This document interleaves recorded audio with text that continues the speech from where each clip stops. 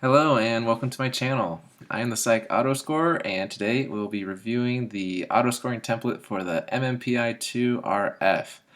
Now, if you do like this template, go ahead and check out the link in the description. That's where you can get access to it and hopefully be able to use it in your practice. So, to use this template, like all my other templates, what you'll be doing is you'll be entering in the patient scores inside these yellow boxes. For the MMPI-2 RF, there are 338 questions or 338 items. Each item here is numbered. Please note that this does not have the questions to the MMPI-2 RF, just the question number. So we'll just go ahead and look all the way down on that. So yeah, we see that there's 338 individual items here. That is a hassle, I know that, and it will be the longest part of scoring the MMPI 2RF using this template. So when you are entering in information, there you can enter in a 0, a 1, or no answer. In case you forget those different options, there is a drop down on every single one of these yellow boxes, and we can see a 0, a 1, or no answer. Don't just do the drop down and click every single one, because you can just enter in quickly like this. So notice that once I entered in data for that first one, all these formulas became active. That's just really an aesthetic thing. When there's no data in the system, the tables will remain mostly empty. The raw scores and t-scores need the yellow boxes to be filled in order to have accurate data automatically populate in them for you.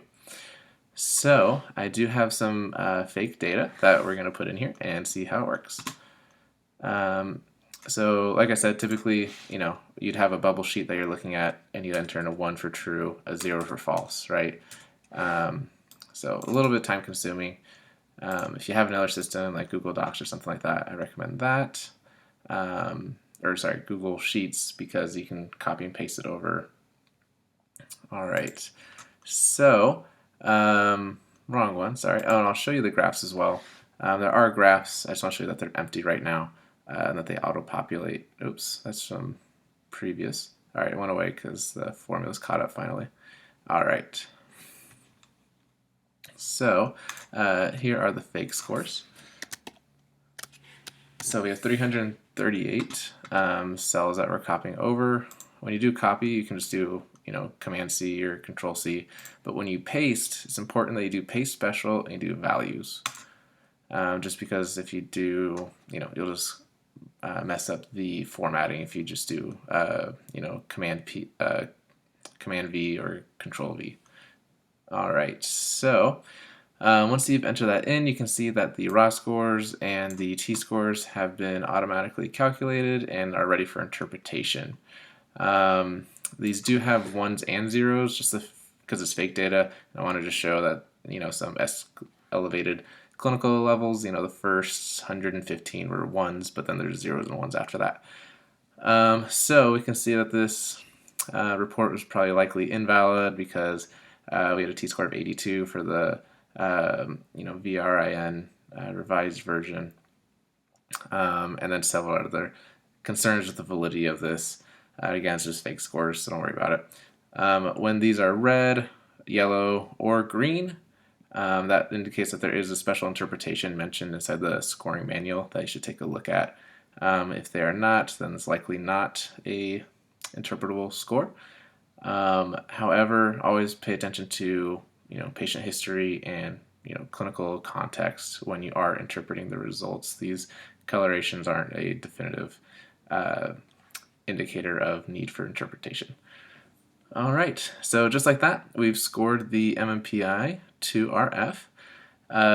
If you do want to make sure that you hand entered in all the scores correctly, there is a second column right here in column D. It won't change how the results of the raw score or the t-scores. It's just to make sure that as you're translating information from the bubble sheet into the Excel spreadsheet that you didn't accidentally miskey something. And once they are the same, then it will turn green. So that is the tables. I'll show you the graphs now. These graphs have been auto-generated. and now have that information. Each table or scale has a graph that you can use. The red line indicates whether or not a scale is clinically elevated, and these are t-scores on the left side, and the scale's down here on the x-axis. And sometimes it lags a little bit, but there it is. All right, so I do have a new tab that I haven't included in previous ones. This is the MMPI2 to the MMPI2RF converter. That's this converter tab down here. And what this will do is it will take your MMPI2 scores and transfer them to MMPI2RF scores. This is possible because the MMPI2RF has the same, takes all of its questions from the MMPI2. So if you're more comfortable scoring the MMPI2RF, but the patient's historical data only use the MMPI2, then you can use this to convert those scores and maybe make interpretation a little bit easier. I'm not totally sure how necessary this will be or how valuable it will be to you, but just in case, it's here for you. So MMPI2 is different than MMPI2RF because it has 567 questions instead. It's a big part of why they made the MMPI2RF is to make it shorter. So I have some fake scores here.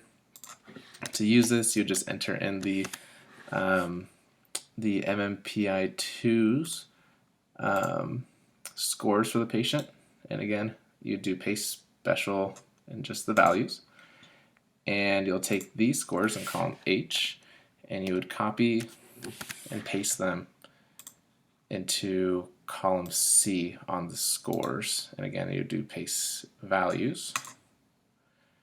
And once those are in, these scores are automatically updated, and you can use the MMPI2 scores to find the MMPI2RF scale values.